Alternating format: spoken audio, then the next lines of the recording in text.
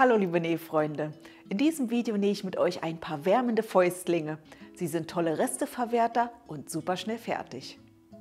Ihr könnt sie für Damen, Herren oder Kinder nähen, entweder einlagig, zum Beispiel aus Softshell, oder zweilagig aus einem wasserabweisenden Funktionsstoff, gefüttert mit einem Vlies. Bevor ich euch beide Varianten gleich Schritt für Schritt zeige, abonniert doch gerne noch meinen Kanal, um immer zu erfahren, wenn es hier ein neues Nähvideo gibt, und lasst mir doch auch gerne schon mal einen Daumen nach oben da. Bis gleich!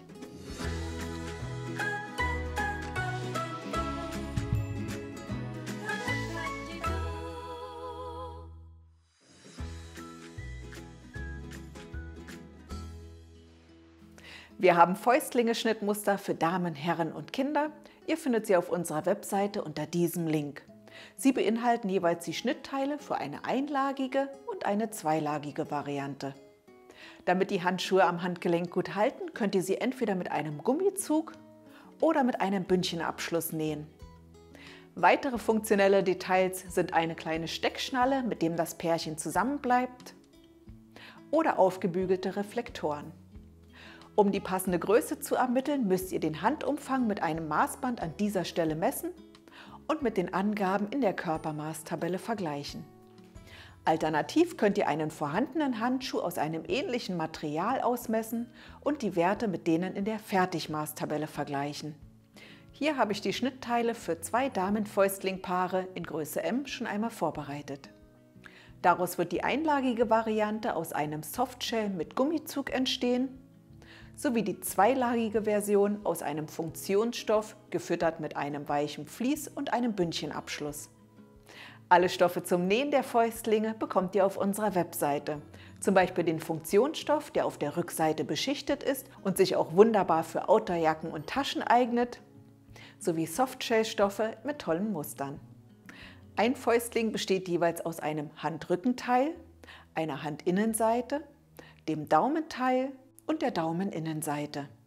Damit sich ein Paar ergibt, braucht ihr natürlich jeweils ein rechtes und linkes Teil. Für die Variante mit Gummizug braucht ihr zusätzlich 7 bis 10 mm breites Gummiband. Für die gefütterten Fäustlinge enthält unser Schnittmuster separate Schnittteile, denn hier sind die Futterteile extra etwas kleiner konzipiert. Für die Außenseite habe ich hier die Teile aus dem Funktionsstoff zugeschnitten, die Futterteile aus einem weichen Baumwollvlies. Da ich diese Handschuhe mit Bündchen nähen möchte, sind hier die Teile entsprechend kürzer. Die Maßangaben für den Zuschnitt der Bündchenware findet ihr im Schnittmuster. Alternativ könnt ihr auch Fertigbündchen verwenden. Ich nähe nun zunächst den einlagigen Fäustling und zeige euch anschließend, wie es mit der zweilagigen Variante weitergeht. Hier sind die Schnittteile aus Softshell für einen Handschuh und zuallererst zeichne ich anhand der Schablone die Nahtlinie auf der Daumeninnenseite an.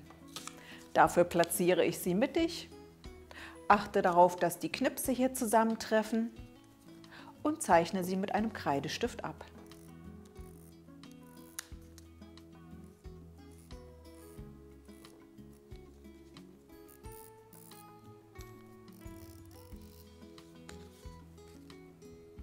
Wenn das getan ist, wird das Daumeninnenteil mit diesen beiden Punkten rechts auf rechts an den Knipsen der Handinnenseite positioniert. Ich stecke es mit Klammern fest und nähe es mit 7 mm Nahtzugabe, also genau auf der Linie an. Zum Nähen verwende ich hochwertiges Allesnähergarn von Gütermann und verwende eine Mikrotex Nähmaschinennadel. Die Stichlänge des Gradstiches habe ich auf 2,2 verringert.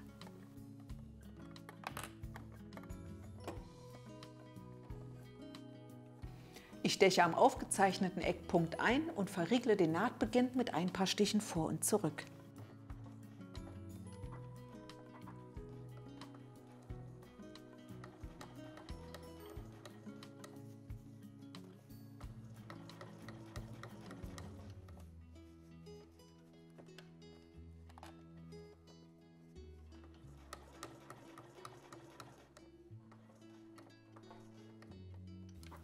Die Naht endet am Eckpunkt, auch hier verriegle ich mit ein paar Stichen vor und zurück.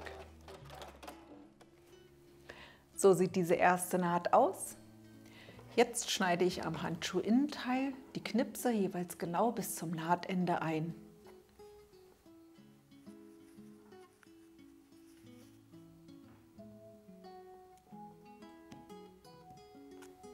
Sowie beide Nahtzugaben in gleichmäßigen Abständen auf der Strecke dazwischen.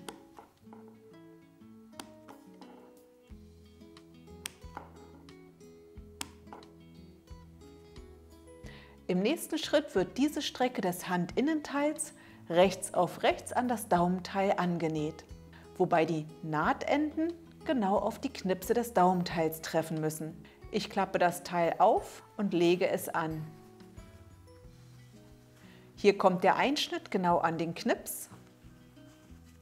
Die Nahtzugabe des Daumens klappe ich nach oben um und stecke es fest.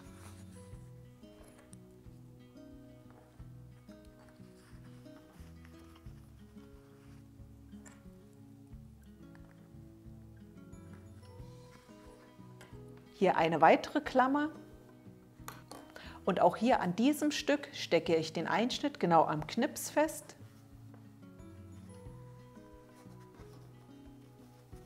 Und klappe die Daumennahtzugabe um.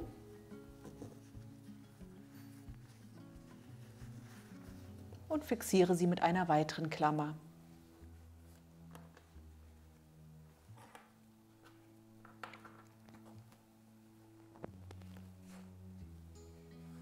Hier noch eine weitere gesteckt.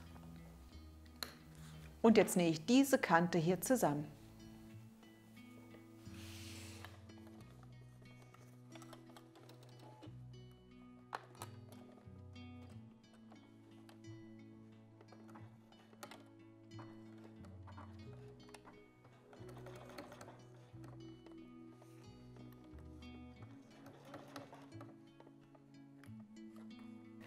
Ich nähe möglichst nah an der ersten Naht entlang, damit hier kein Loch entsteht. Mit einer Ahle kann ich die Lagen zurechtrücken. Am Daumen nähe ich entlang der aufgezeichneten Naht.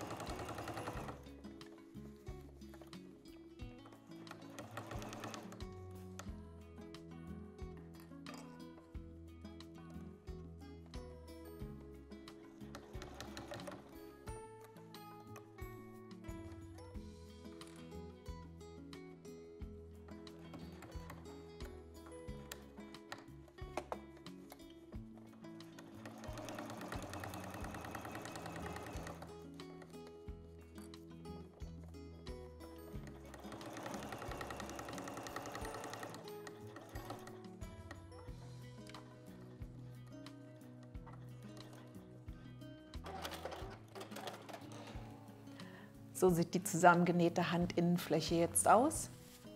Überprüft, ob keine Löcher am Daumen sind. Zur Not könnt ihr das mit kurzen Nähten noch korrigieren. Beim zweiten spiegelverkehrten Handschuh wird diese Strecke von unten nach oben genäht. Wenn ihr für eure Fäustlinge einen Stoff verwendet, dessen Kanten sehr fransen, empfehle ich euch, die Rundung am Daumen noch einmal zu nähen. Denn im nächsten Schritt werden aus der Nahtzugabe kleine Dreiecke herausgeschnitten, damit sich der gewendete Daumen schön legt.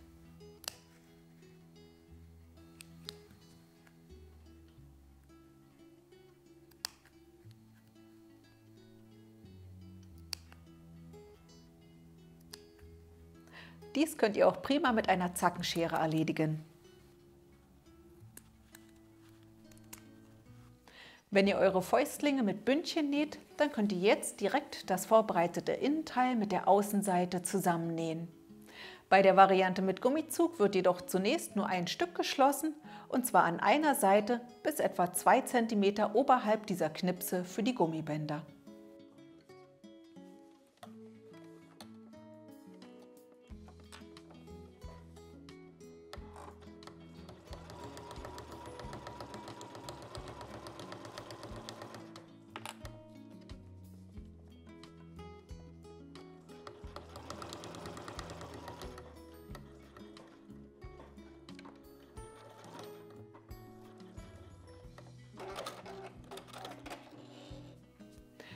Den Handschuh habe ich jetzt hier aufgeklappt und die Nahtzugaben bereits auseinandergebügelt. Nun kann ich diese Knipse jeweils mit Linien miteinander verbinden, um so die Anlegelinien für die Gummibänder zu erhalten. An beiden Gummibändern habe ich jeweils die Mitte markiert und positioniere nun das eine unterhalb dieser Linie mit etwa 5 mm Überstand und das andere oberhalb dieser Linie. Beide werden mit kurzen Nähten fixiert.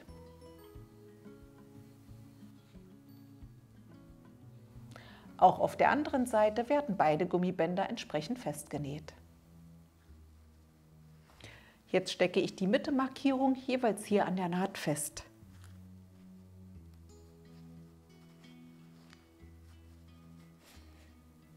Im nächsten Schritt werden die Gummibänder festgenäht, entweder mit einem einfachen Zickzackstich oder mit einem Dreifach-Zickzackstich.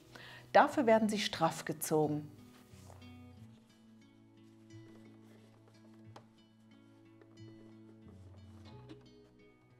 Ich habe eine Dreifach-Zickzacknaht eingestellt und diese zuvor in einem Probestück getestet. Ich lege den Stoff straff, sodass das Gummiband glatt liegt. Außerdem führe ich es an der Markierung entlang.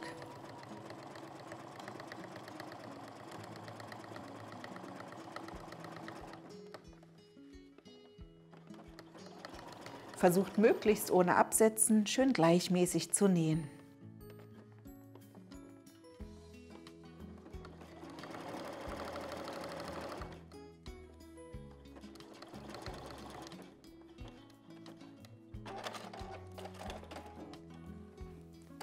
Für das zweite Gummiband drehe ich den Handschuh um.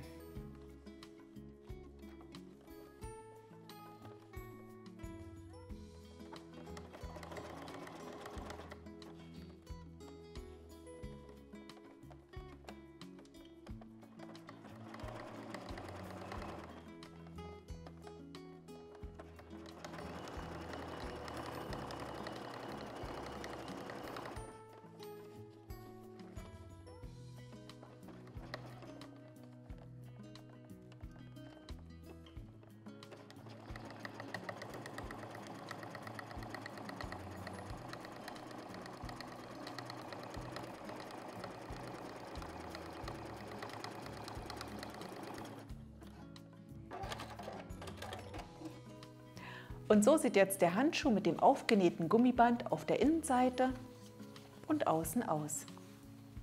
Wenn ihr euch für den gefütterten Fäustling mit dieser Gummibandoption entschieden habt, dann wird jeweils nur der äußere Handschuh so gearbeitet. Im nächsten Schritt können wir den Handschuh rechts auf rechts falten und die restliche Strecke schließen. Wenn ihr möchtet, könnt ihr hier an dieser Stelle eine Schlaufe mit einer Steckschnalle einfügen.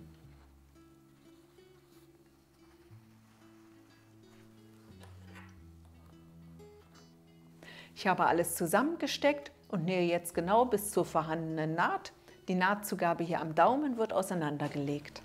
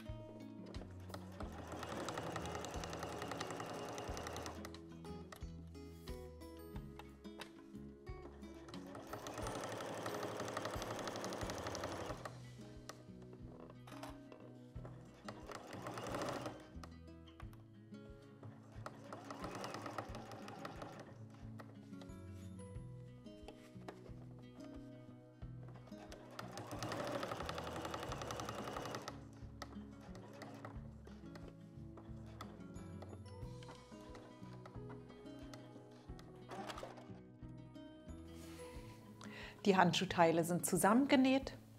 Jetzt könnt ihr die Nahtzugabe an der Rundung mit einer normalen oder wieder mit einer Zackenschere kürzen.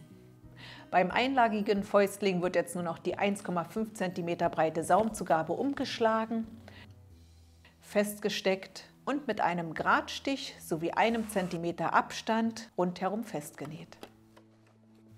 Die Stichlänge habe ich auf 3 erhöht. Ich beginne an der Seitennaht und nähe in der Öffnung.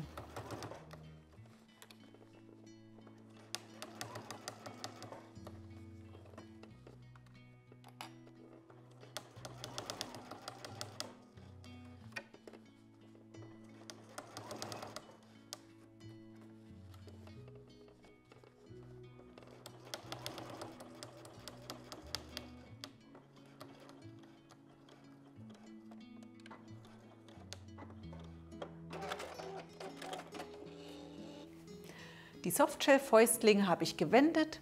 Damit ist diese einlagige Variante fertig. Für die gefütterten Fäustlinge müssen je 2 Teile vorbereitet werden, wobei am Futterteil, hier aus Vlies, seitlich eine Öffnung gelassen wird. Wenn ihr eure Außenteile mit Gummibändern vorbereitet habt, dann könnt ihr jetzt bereits das Außen- und Futterteil jeweils am Saum rechts auf rechts zusammennähen. Ich bereite hier für meine Variante jetzt noch die Bündchenteile vor. Dieses wird rechts auf rechts gefaltet und mit 7 mm Nahtzugabe zusammengenäht, anschließend links auf links gefaltet,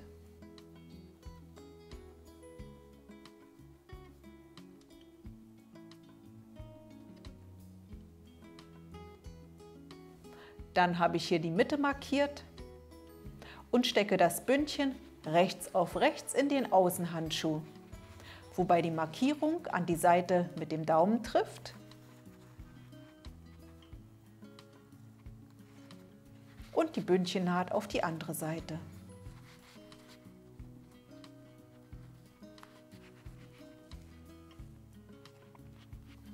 Jetzt nähe ich das Bündchen rundherum leicht gedehnt mit 0,5 cm Nahtzugabe an.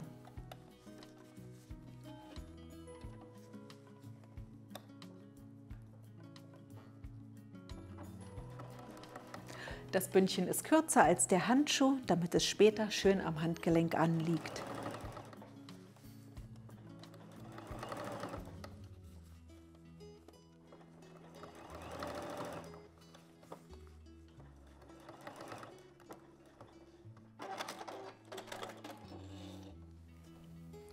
Als nächstes wird der Außenhandschuh gewendet.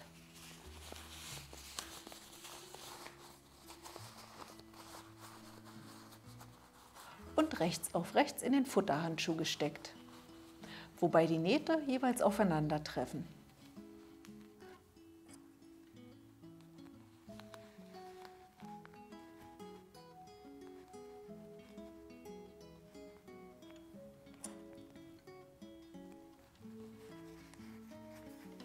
Ich habe die Lagen aneinander gesteckt und nähe diese Strecke jetzt noch einmal mit 0,7 cm Nahtzugabe.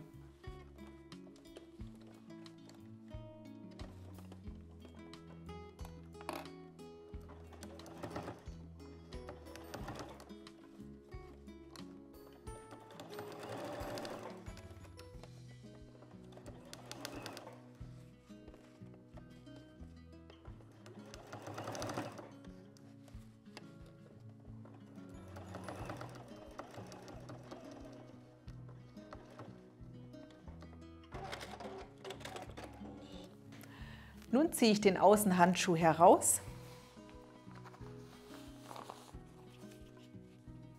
und damit das Futter später nicht herausflutschen kann, nähen wir jetzt die Nahtzugaben zum einen am Daumen sowie an der Handschuhrundung mit kurzen Hilfsnähten noch zusammen.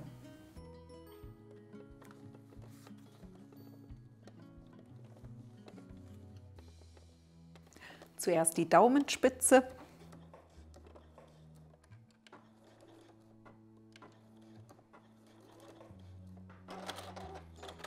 Und jetzt noch eine kurze Naht oben an der großen Handrundung.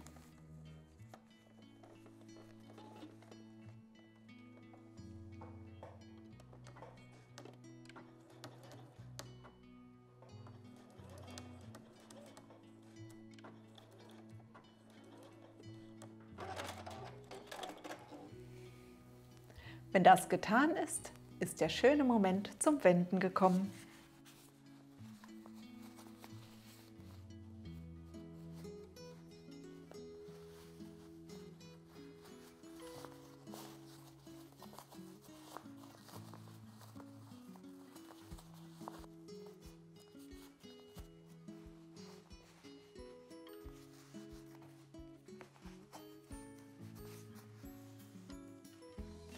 Wenn ihr zufrieden seid, dann nur noch einmal das Futter herausholen und die Öffnung schließen.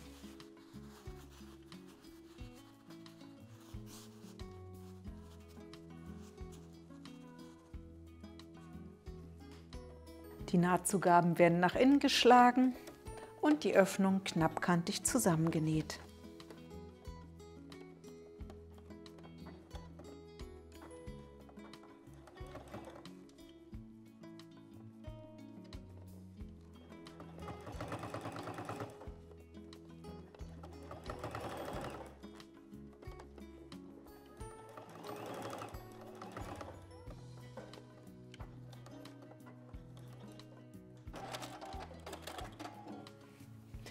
Und damit sind jetzt auch die gefütterten Fäustlinge fertig.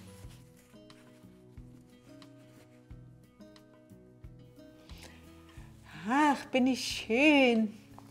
Und ich bin schön warm. Ich mag euch beide. Und wie gefällt euch dieses Nähprojekt? Ich bin sehr gespannt auf eure Kommentare, wünsche euch viel Spaß beim Nachnähen und freue mich über eure Daumen und sage Tschüss, bis zum nächsten Nähvideo.